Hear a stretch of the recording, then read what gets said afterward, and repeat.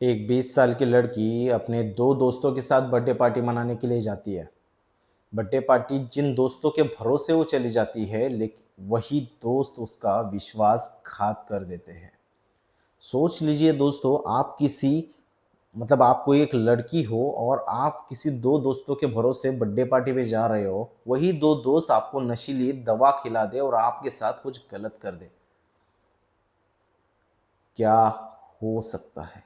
क्या हो जाएगा? क्या बीत जाएगी आपके मन पे, आपके शरीर पे और आपके घर वालों पे?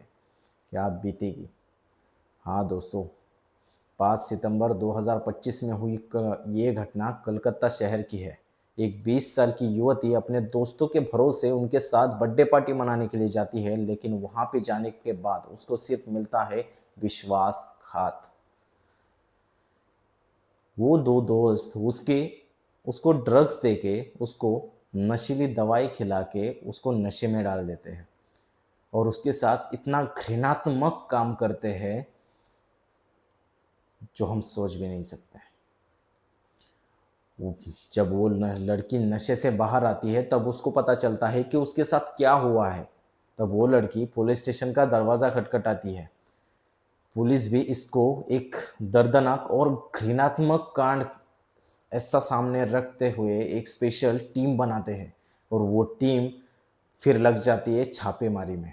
लोकेशंस ट्रैक किए जाते हैं, मेल आईडी से लोकेशंस ट्रैक किए जाते हैं, लेकिन 5 तारीख को हुई ये घटना आज तक उन फरारियों को ढूंढने में नाकाम रही। पुलिस आज तक उन फरारियों को नहीं ढूंढ पाई है। लेकिन सोचने वाली बात यह है, क्या लड़कियों को ऐसे अनजान लोगों के साथ या फिर अपने दोस्तों के साथ जाने से पहले अपने माँ बाप को लोकेशन शेयर करना ज़रूरी नहीं है क्या?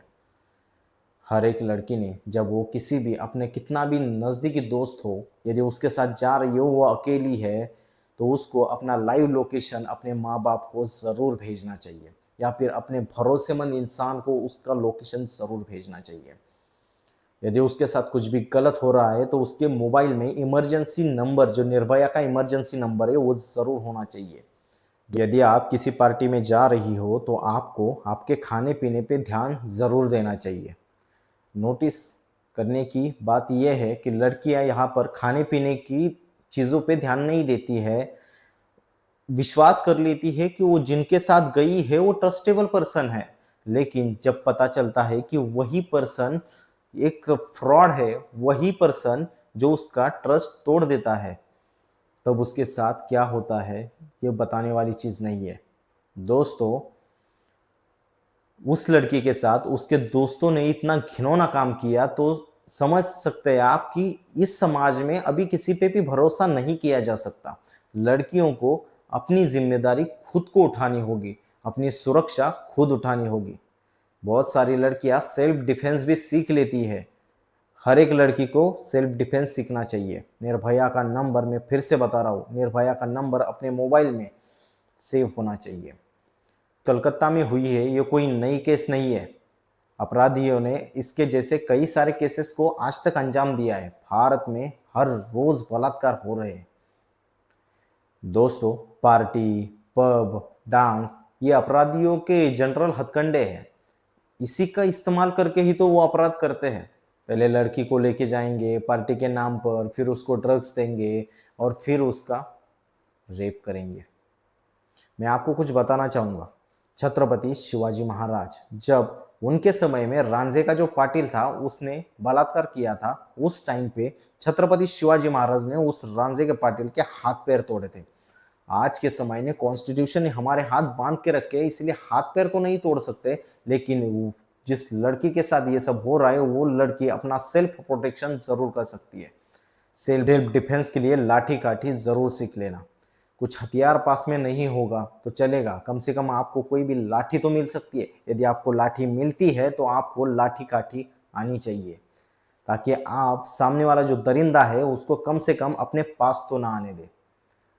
एक बात आपको बताना चाहूँगा, यदि आपके साथ कुछ भी गलत हो रहा है तो तुरंत इस पे आवाज़ उठाइए। यदि आप चुप बैठती हो तो वो दरिंदगा, आज ने उसने आपके साथ किया है तो वो कल जाके किसी और लड़की की ज़िंदगी खराब कर देगा। ऐसा नहीं होना चाहिए। मेरी गुजारिश यही रहेगी, मेरी रिक्वेस्ट यही रहेगी कि आप अपना सेल्फ डिफेंस करना सीख लो।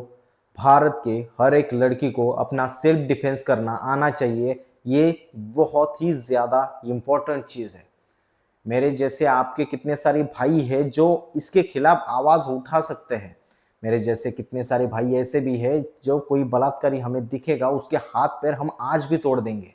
लेकिन हमारे हाथ बांध रखे हैं कॉन्स्टिट्यूशन ने, जिसके आगे हम भी नहीं जा सकते, क्योंकि यदि हम उसके आगे जाते हैं तो कॉन्स्टिट्यूशन हमें जिम्मेदार ठहराएगा, कॉन्स्टिट्यूशन हमें ही पकड़ेगा। मैं ये बात बताना चाहूँगा मेरी बहनों को, मेरी माताओं को, इस समाज में रहने वाली हर एक उस स्त्री को कि आप अपना सेल्फ डिफेंस खुद सीख लो। आप क्लासेस लगा लो, कुछ भी कर लो, लेकिन आप अपना सेल्फ डिफेंस सीख लो। कहीं पर भी आप यदि पार्टी में जा रहे हो तो आपको आपके खाने पे ध्यान सबसे पहले देना होगा कि आप क्या खा रहे हो। आप जो भी खा रहे हो वो कुछ उसमें कुछ गलत तो नहीं मिक्स किया गया। आपका लोकेशन आपके माँ बाप के पास ज़रूर होना चाहिए। आपका जो भरोसेमंद इंसान है उसके पास आपका लोकेशन ज़रूर होना चाहिए। कभी भी नाइट को किसी भी अनजान मतलब कितने भी आपके अच्छे दोस्त हो उनके साथ अकेले मत जाइए। आपके साथ कोई तो आपकी दूसरी लड़की तीसरी लड़की ऐसे होनी चाहिए, अकेले मत जाइए। हाथ जोड़ के विनती है आपसे, सेल्फ डिफेंस सीख लो मेरे बहनों, सेल्फ डिफेंस सीख लो। महाभारत हुई थी जब किसी लड़की का अपमान हुआ था। रामायण हुई थी जब सीता को रावण ने उठाया था। हमारा इतिहास है महाभारत और रामायण का। हमारा इतिहास है छत्रपति शिवाजी महाराज का, जिन्होंने रांझे के पाटिल के हाथ पैर तोड़ दिए थे। हमारा इतिहास है महाराणा प्रताप का। हमारा इतिहास है गुरु गोविंद सिंह का।